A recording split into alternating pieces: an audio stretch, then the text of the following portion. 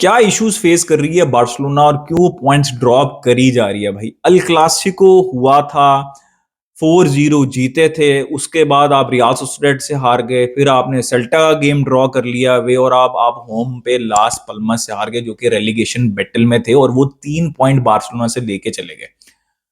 देखें, सीजन लंबा है, मैं बहुत ज्यादा क्रिटिसिज्म नहीं करना चाह रहा बार्सिलोना के ऊपर या मैनेजर के ऊपर, लेकिन इससे बेहतर अपॉर्चुनिटी नहीं थी। रियल मैड्रिड चैंपियंस लीग में स्ट्रगल कर रही है, रियल मैड्रिड ला लीगा में भी स्ट्रगल कर रही थी, उनकी इतनी हैवी इंजरीज हैं।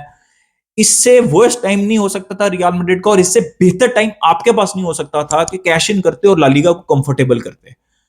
तो ये वाला मैच, तो ये 3 पॉइंट्स गिव अवे करना होम के ऊपर भाई बिल्कुल भी एक्सेप्टेबल नहीं है। मैं ओवर रिएक्ट नहीं कर रहा, बट भाई this is a massive opportunity जो कि बार्सिलोना ने मिस की है। बार्सा कंफर्टेबल हो सकती थी ला लीगा के अंदर, और फिर बार्सिलोना फोकस कर सकती थी चैंपियंस लीग में। इवेंचुअली कोपा डेल रे के भी क्रिटिकल मैचेस आने शुरू हो जाएंगे।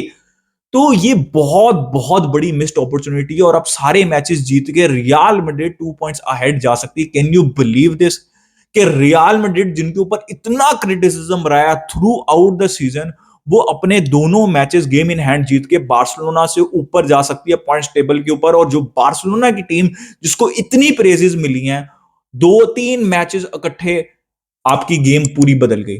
तो मैंने अल क्लासिको के बाद ये बात बोली थी, आप जीत गए एंड के ऊपर। अगर आप कुछ नहीं जीतते और आपने अल क्लासिको जीत लिया है और रियल मैड्रिड कुछ जीत जाती है, तो उसका कोई फायदा नहीं है। बल्कि रियल मैड्रिड को भी आप छोड़ें, आप अल क्लासिको जीत जाएं, आप एथलेटिको को हरा दें, आप बायर्न को हरा दें, आप एंड पे कुछ नहीं जीतते, it does not matter, because एक गेम से चीजें चेंज नहीं होती, और आपको कंसिस्टेंट रहना होता है।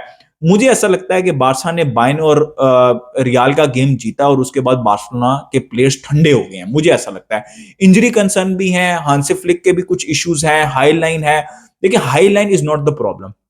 बहुत से लोग कह रहे हैं कि भाई आप एडजस्ट कर लें, हाईलाइन ना खिलाएं। भाई अगर हाईलाइन नहीं खिलाई, एक तो ऐसा नहीं हो सकता कि बायर्न के गेम में, रियल मैड्रिड के गेम में, बड़े बड़े गेम्स में हाईलाइन खेल रही है बारसा, और लास पाल्मास के अगेंस्ट होम के ऊपर हाईलाइन ना खेले। तो ये नहीं होने वाला, ये एक्सपेक्टेशंस छोड़ दें। एडजस्टमेंट थोड़ी बहुत एडजस्टमेंट होगी। अगर थोड़ी सी भी लाइन पीछे जाती है तो मिडफील्ड में स्पेसेस क्रिएट होंगी। आप जो बॉक्स के अंदर, ऑपोजिशन बॉक्स के अंदर ओवरलोड करते हैं वो नहीं कर पाएंगे, तो जितने चांसेस क्रिएट करते हैं वो नहीं कर पाएंगे। बार्सिलोना फैंस को इस चीज के ऊपर फोकस करना है कि हांसी फ्लिक की Barcelona is bound to concede goal. कहीं ना कहीं वो ऑफसाइड ट्रैप बीट होगा और ऑपोजिशन स्कोर करेगी, बिकॉज ये मतलब हाई रिस्क है ना, हाई रिस्क है, हाई लाइन है, तो हाई रिस्क भी है। लेकिन बारसा की टीम रिलाय करती है आउट स्कोर करने पे ऑपोजिशन को। और अगर आप ये लास पाल्मास वाला गेम देखें, तो बार्सिलोना ने भर भर के चांसेस क्रिएट किए, अगर उन्होंने 2 खाए भी, और डिफेंस नहीं उनका अच्छा था, जो कि बिल्कुल भी नहीं अच्छा था, लेकिन बारसा के पास अपॉर्चुनिटी थी 4-5 गोल स्कोर करने की। Raphinha was, I think Raphinha एक ऐसा बंदा था जो कि भाई उतरा था जीतने के लिए, बस सिर्फ मैं यही बात बोलूंगा।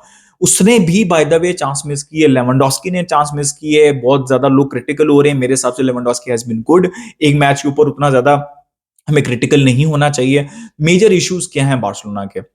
मेजर इश्यूज, इंजरीज भी हैं, प्लेयर्स जो हैं वो फुली फिट नहीं हो रहे। फ्रैंकी कब से वापस आए हुए हैं, वो फुली फिट नहीं है 90 मिनट्स के लिए, इवन 45 मिनट्स के लिए भी वो फिट नहीं दिखते। डेनी ओल्मो जब से वापस आए हैं, एक आध मैच उन्होंने 90 मिनट्स खेला होगा, वरना वो भी फुली फिट नहीं है, फिर इस गेम में अवेलेबल नहीं थे। लमीन यमाल, बार्सिलोना जितने मैचेस भी अभी तक हारा है या ड्रॉ किए हैं, उसके अंदर लमीन यमाल अवेलेबल नहीं थे। होपफुली वो नेक्स्ट मयोका के गेम में अवेलेबल होंगे, that is good news. But आप इमेजिन करें 17 साल के लड़के के ऊपर हम कितना डिपेंड कर रहे हैं। फिर आपके पास लेफ्ट विंग नहीं है, फरमीन अच्छी पोजीशंस में जा रहे हैं, वो फिनिश नहीं कर रहे। फिर सब और कुछ मैचेस के अंदर जो है वो, आज कसाडो अवेलेबल नहीं थे लास पल्मास की गेम के अंदर, तो ऑब्वियसली पेड्री और गावी को खेलना पड़ा। कुछ मैचेस के अंदर हांसी फ्लिक गलती कर देते हैं, उसके अंदर पेड्री और गावी खेल भी रहे होते हैं, पेड्री और कसाडो सॉरी खेल भी रहे होते हैं, वो पेड्री को नंबर 10 पे खिला देते हैं। तो मेन इशू ये भी है कि भाई पेड्री और कसाडो की चीज जोड़ी वर्क कर रही है, तो उसको ना छेड़ें। बाकी चीजों को आप छेड़ते रहे, उसको तो ना छेड़े। फिर जो जेरार्ड मार्टिन से ऑब्सेशन है वो मुझे समझ नहीं लग रहा। बाल्डे अभी आई, ये भी सबसे बड़ा कंसर्न है। रिकवरी पेस की बहुत ज्यादा जरूरत है। बाल्डे अभी वापस आए, पहले वो अवेलेबल नहीं थे, वो हेक्टर फोर्ड को नहीं खिलाते, वो जेरार्ड मार्टिन को खिलाई जाते हैं जो कि परफॉर्म कर ही नहीं रहे। ठीक है, वो एक ऑब्सेशन चल रहा है, it's mix of everything, right. फिर कुंडे इतना परफेक्ट सीजन जा रहा था और सेल्टा में मिस्टेक हुई और उसके बाद से वो अब रिकवर ही नहीं कर पा रहे मेंटली, तो उनको भी अपने सिस्टम से वो चीज निकालनी पड़ेगी, जो गलती हो गई भाई हो गई। अब अपनी आप बेसिक्स ठीक करें, होपफुली लमीन यमाल के आने से कुंडे को भी हेल्प होगी। लेकिन जो मेजर मुझे कंसर्न लग रहा है ना, जो मेजर मेजर कंसर्न लग रहा है बारसा का, वो ये लग रहा है कि ये जो सेंटर बैक पेयरिंग है ना, they have been exceptional, Inigo Martinez, Cubarsi. अब आप देखें वो पासेस उनके शॉर्ट जा रहे हैं, मिसप्लेस पासेस हो रहे हैं। मुझे ऐसा लग रहा है कि सब प्लेयर्स को कहीं ना कहीं रेस्ट मिला है, इनिगो मार्टिनेज को और कुबारसी को रेस्ट नहीं मिला, स्पेशली इनिगो मार्टिनेज को।